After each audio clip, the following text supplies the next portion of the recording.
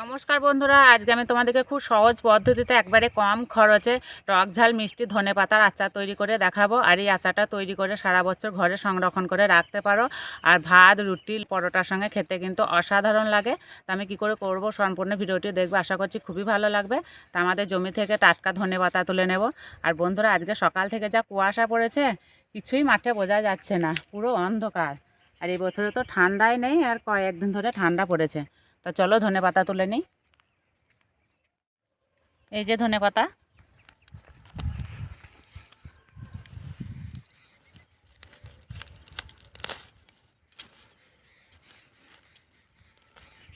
আর বন্ধুরা এই শীতে ধনেপাতা স্বাদ গন্ধ দুটোই আলাদা, খেতে কিন্তু দারুণ লাগে। একদম ঝাড় হয়ে হয়েছে আর তুলতে ভালোই লাগছে।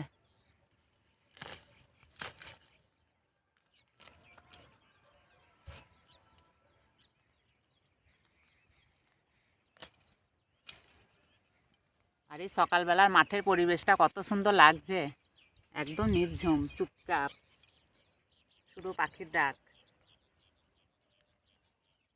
তো বন্ধুরা, রান্নাঘরে গিয়ে দেখা হচ্ছে।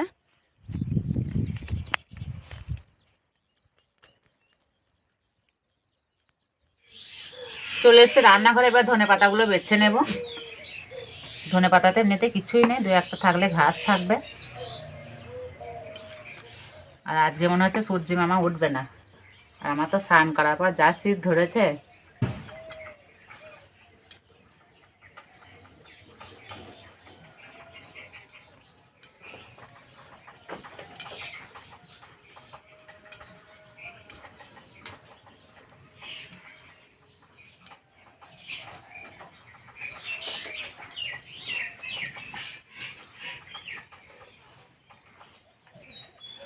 সবগুলো বেছে নিয়েছি, এবার এইভাবে ধরবো।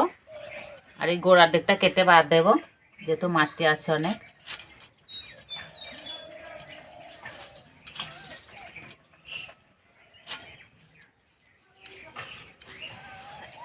এবার পরিষ্কার করে ধুয়ে নেব।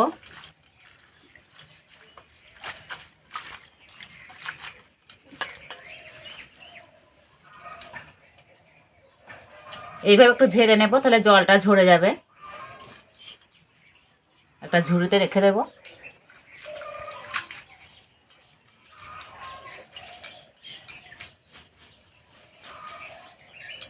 ভালো করে জলটা ঝরিয়ে নিয়েছি, এবার ছোট ছোট করে কেটে নেব।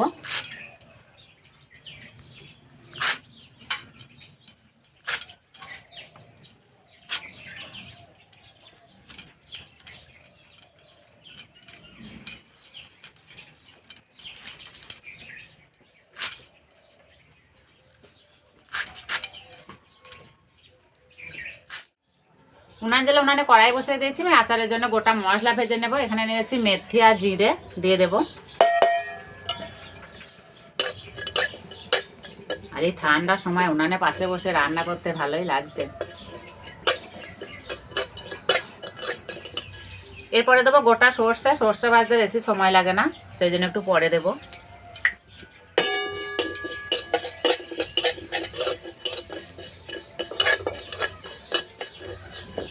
ভাজা হয়ে গেছে, নামিয়ে দেব।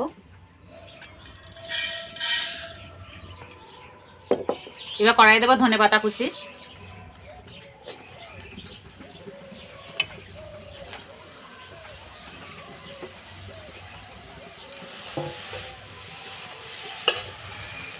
কিছুক্ষণ এইভাবে রান্না করে নেব, তাহলে একটা শুকনো শুকনো ভাব হয়ে যাবে, ধনেপাতার রসটা মরে যাবে।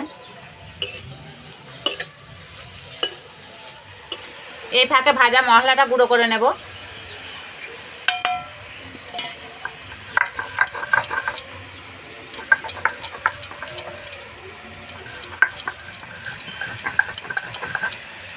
মাঝে মধ্যে ধনেপাতাটা নেড়ে দেবো, নাহলে তলাতে লেগে যাবে।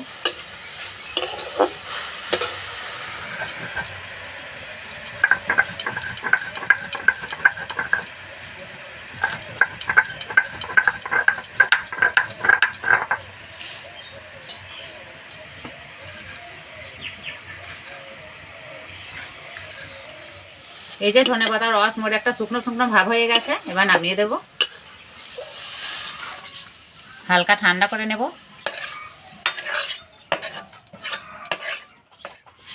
হালকা ঠান্ডা হয়ে গেছে, এবার বেটে নেব।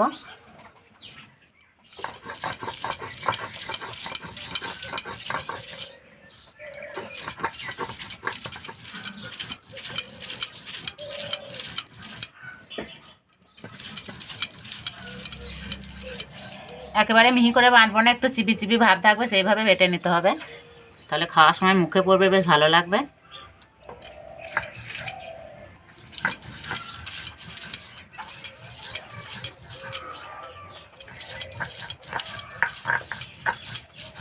তোমরা চাইলে মিক্সিতে ধনেপাতাটা বেটে নিতে পারো।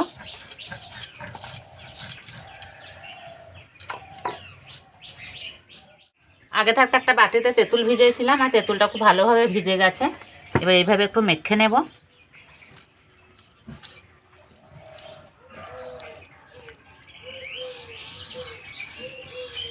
এবার তেঁতুলে খোসাটা বাদ দেব, এইভাবে একটু চিপে নেব।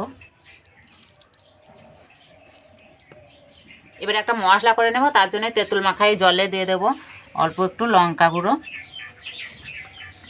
অল্প একটু হলুদ গুঁড়ো, ভাজা মশলা গুঁড়ো, ভালো করে মিশিয়ে নেব।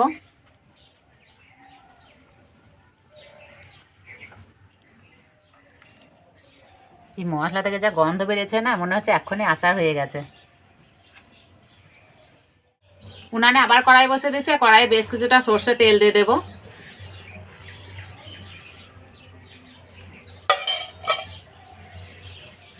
তেলে দেবো কয়েকটা শুকনো লঙ্কা, আর এখানে আমি কয়েকটা রসুনকে থেঁতো করে নিয়েছি। রসুনের কোয়াগুলো বেশ মোটা মোটা ছিল, সেই জন্য থেঁতো করে নিয়েছি, দিয়ে দেবো।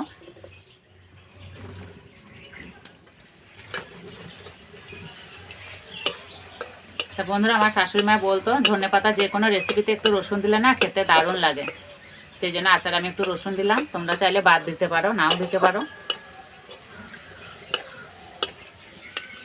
রসুন ভাজা হয়ে গেছে, এবার বেটে রাখা ধনেপাতা দিয়ে দেবো।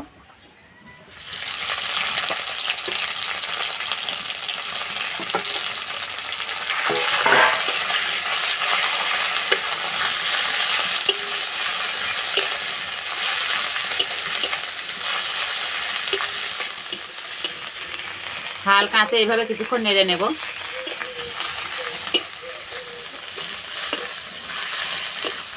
এবার দেবো স্বাদ মতো নুন,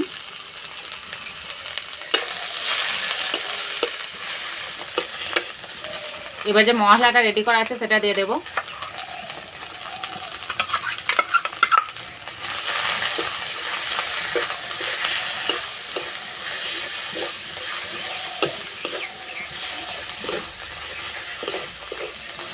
যেহেতু এটা টক ঝাল মিষ্টি আচার, সেই জন্য অল্প একটু চিনি দেব।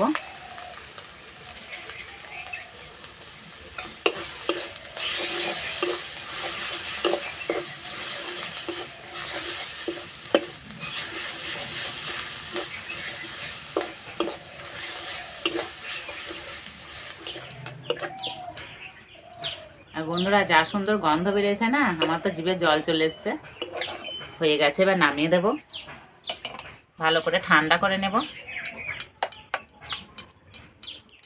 ঠান্ডা হয়ে গেছে, এখানে একটা কাঁচের শিশি নিয়েছে, এবার শিশিতে ভরে দেব। আর বন্ধুরা, তোমরা যদি ফ্রিজে রেখে খেতে চাও তাহলে সারা বছর ভালো থাকবে, আর যদি ফ্রিজ না থাকে তাহলে মাঝে মধ্যে রোদে দিতে হবে, তাহলে আচারে কিচ্ছু হবে না।